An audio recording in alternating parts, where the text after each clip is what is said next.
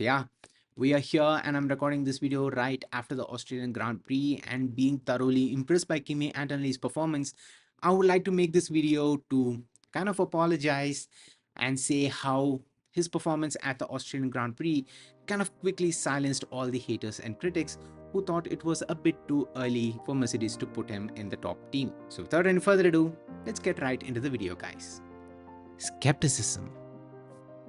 When Mercedes decided to sign Kimi Antonelli to fill Lewis Hamilton's vacant seat for the 2025 season, everyone, including myself, thought it was probably a terrible idea that could go wrong so quickly, considering we've seen how rookies have coped with the pressure of racing for a top team straight away. But seeing Kimi Antonelli's pace and performance in his junior series category and the amount of prep and training that Mercedes was putting in on the driver gave some substance to their decision. But the doubt was still prevailing in the back of my head, because whenever we saw Kimi Antonelli drive a Formula 1 car, it always felt like he was overdriving the car. It always looked like he was pushing the car very aggressively. So I had a thought in the back of my head that this decision could go so wrong for a driver that is so talented, because clearly he has the speed but lacks the finesse at pushing the car. The moment Antonelli was announced as the Mercedes driver for the 2025 season during the Italian Grand Prix of the 2024 season, where we first saw him making his debut with the W15, it felt like our skepticism was right.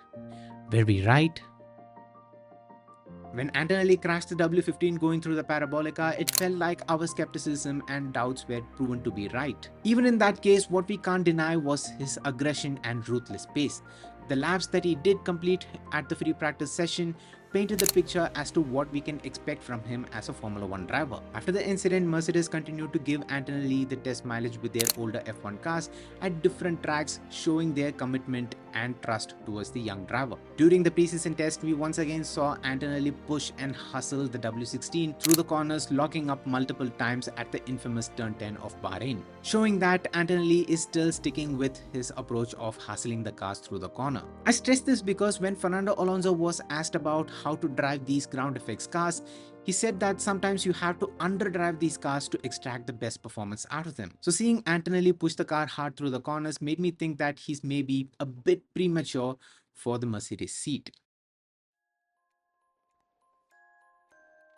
Come the quali day at Melbourne, his technique of pushing the car hard through the corners bit him back, as riding the curb hard at turn 6 broke the bib of the car, subsequently running the car closer to the ground, kicking up sparks.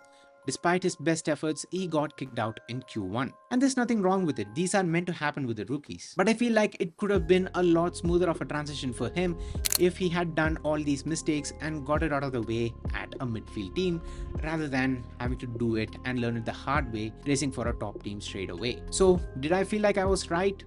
Yeah. And was I happily proven wrong with his performance on Sunday? Yeah. The statement.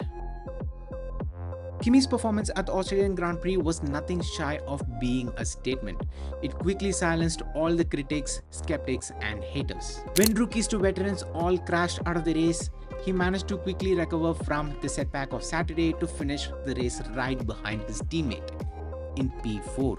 I think it was a brilliant result and an impressive performance from Kimi Antonelli. This as a debut race would be the absolute worst nightmare of any rookie driver. Even the veteran drivers were all praising the rookie drivers for putting up with this race, because it was genuinely a race under tricky conditions. So for him to keep his nose clean, have a strong pace all through the race, to make daring moves on veteran drivers at all the unconventional places of the track, I think it was a stellar performance, despite his spin at turn 4. And Kimi Antonelli has clearly justified Mercedes' decision to give him the seat straight away instead of putting him on a midfield team. So I'm super excited to see what Kimi Antonelli has in store at the Chinese Grand Prix, keeping in mind that it would be his first sprint weekend at Formula 1 and it will be under dry weather conditions. So I'm excited to see what he can deliver there, and I hope you are too. Let me know down in the comments on what are your thoughts on Kimi Antonelli's race at the Australian Grand Prix. I'm curious to know what is your take on it.